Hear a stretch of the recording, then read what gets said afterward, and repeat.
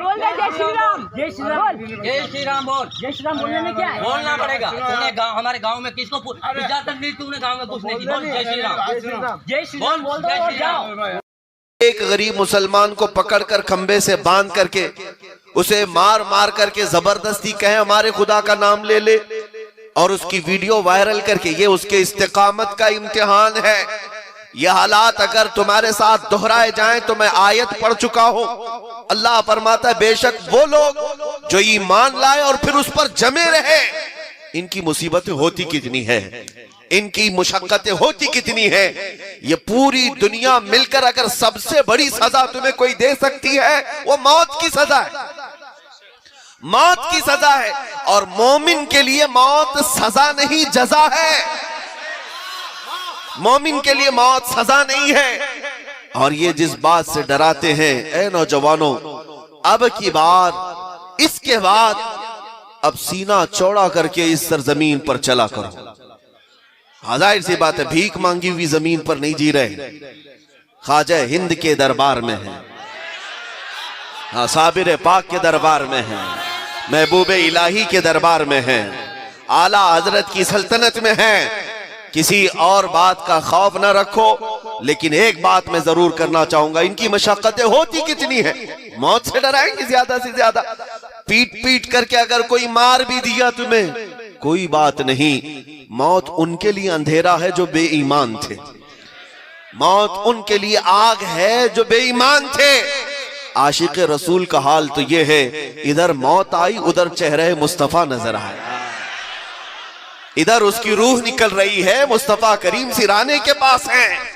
और इतना ही नहीं, कंधों से उठाया हुआ ये लाशा कब्र में रखा जाता है, मुनकर नकीर बाद में आते हैं, मेरे मुस्तफा पहले आते हैं। तो मौत तुम्हारे लिए कौन सी सजा हुई? मौत सजा नहीं, मोमिन के लिए मौत जजा है। इसीलिए एक शायर ने क्या खूब कहा था, लोग ये जुल्म को देख करके कहते हैं अरे फलां को नहीं बोलना चाहिए था। अगर जाहिर सी बात है मेरी इन बातों पर एक्शन लेकर मेरी गर्दन अगर मार दी जाती है, और अगर दुनिया ये कहती है मर गया, बहुत बोलता था मर गया, ये दुनिया तो कहती रहेगी, लेकिन उन्हें जवाब देना मेरे बाद, कौन कहता है कि मोमिन मर गया? कौन कहता है कि मोमिन मर गया? कैद से छूटा वो अपने घर गया। हमने आशिकों के जनाजे भी देखे हैं, मुस्तफा करीम सल्लल्लाहु तआला अलैहि वसल्लम की मोहब्बत में जो फना थे और इस्तिकामत का पहाड़ बन करके थे, और हमने अपनी आंखों से क्या ताजु शरिया को नहीं देखा? क्या बहुत जमाना गुजरा है, उनको देखी हुई आंखें अभी भी बाकी हैं। जबल इस्तिकामत का नाम ताजु शरिया था, एक पहाड़ का नाम था, और जमे रहे आखिर जिंदगी तक। लेकिन जब लाशा जिस्म पाक जनाजे की शक्ल में जाने लगा, उस मंजर को भी दुनिया ने देखा। हम खुद उस जनाजे के पास हाजिर थे, बगौर आप अगर देखते तो उनकी रूह पाक पुकार रही होती कि मेरे जनाजे पे रोने वालों, फरेब में हो बगौर देखो, मेरे जनाजे पे रोने वालों। एक आशिक रसूल की जुबान यही है। हाँ, जो मर भी जाए दुनिया से तो ये कहता हुआ जाता है मेरे जनाजे पे रोने वालों, फरेब में हो बगौर देखो, मरा नहीं हो, गमे नबी में लिबास हस्ती बदल गया हो। मरा नहीं हो, गमे नबी में लिबास हस्ती बदल गया हो, बस तुमने लिबास ही तो बदला है। और अब जा रहा हूं मुस्तफा करीम के दीदार के लिए। या रसूल अल्लाह, तेरे दामने करम में जिसे नींद आ गई है वो फना ना होगी, उसे जिंदगी मिली है। लिहाजा है मुसलमानों, मैं इस्तिकामत का दर्स देने के लिए आज हाजिर आया हूं कि अगर दुनिया तुम्हें हिलाए तो इसी बात पर कायम रहना कि मैं उस इंसान, उस घराने में पैदा हुआ हूं। आप सबके लिए भी, मैं अपने लिए नहीं कह रहा हूं। दुनिया अगर गर्दन पर तलवार रख करके कहे तब भी तुम्हारा इम्तिहान है जवाब ये देना, मैं उस घराने में पैदा हुआ जब पैदा होते ही मेरे कान में अल्लाह अकबर की आवाज आई। आपके कानों में भी दी गई होगी ना, मौलवी साहब ने अजान दी होगी, या आपके बाप दादे या चाचे ने अजान दी होगी। दुनिया को यह बताना कि जब दुनिया में आया था आंख खोलने से पहले कानों से अल्लाह अकबर की सदा सुना, और उसके बाद होश आया तो बाप ने उंगली पकड़ करके जिस महराब में मुझे ले गया, वो भी अल्लाह अकबर की सदाओं पर ही ले गया। और जाहिर सी बात है, हम दुनिया से जाते भी हैं, हमारे जनाजे पर भी जो तकबीर बांधी जाती वो अल्लाह अकबर पे ही बांधी जाती। लिहाजा जिसकी जिंदगी अल्लाह अकबर से शुरू हो और अल्लाह अकबर पे खत्म हो, लिहाजा वो किसी और ताकत को बड़ा क्यों समझता है। अल्लाह अकबर का मतलब क्या है?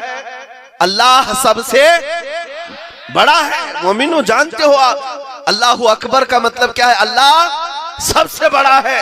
लिहाजा फिर अगर कोई कहता है नहीं प्राइम मिनिस्टर बड़ा है, चीफ मिनिस्टर बड़ा है, ये धोखे में है, खाम ख्याली में है। इनकी हैसियत ज्यादा दिनों की नहीं होती, ज्यादा दिनों की नहीं होती। इनको आला हजरत फाजिल बरेलवी के अशार में अगर पढ़ोगे तो आला हजरत ने कहा ये कातिल है, डाइन है, शोहर कुछ है। कातिल है, डाइन है, शोहर कुछ है। डाइन किसे कहते हैं? जो रोज शोहर बदलती है। शोहर कुछ वो है जो शोहर के साथ एक रात रहकर दूसरे दिन उसे कत्ल करती है। इनकी हैसियत सिर्फ इतनी है।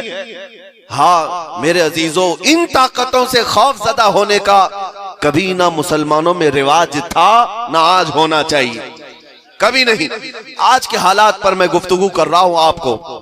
बाज उलमा भी इस बात से कशमकश में मुब्तला है कि क्या ऐसे हालात में इतनी सख्त बात करनी चाहिए, उन्हें राजी रखा जाए, वरना होगा एक्शन का रिएक्शन होगा, बढ़ती जाएंगी बातें। नहीं मेरे अजीजों, आज तो कुछ भी नहीं है।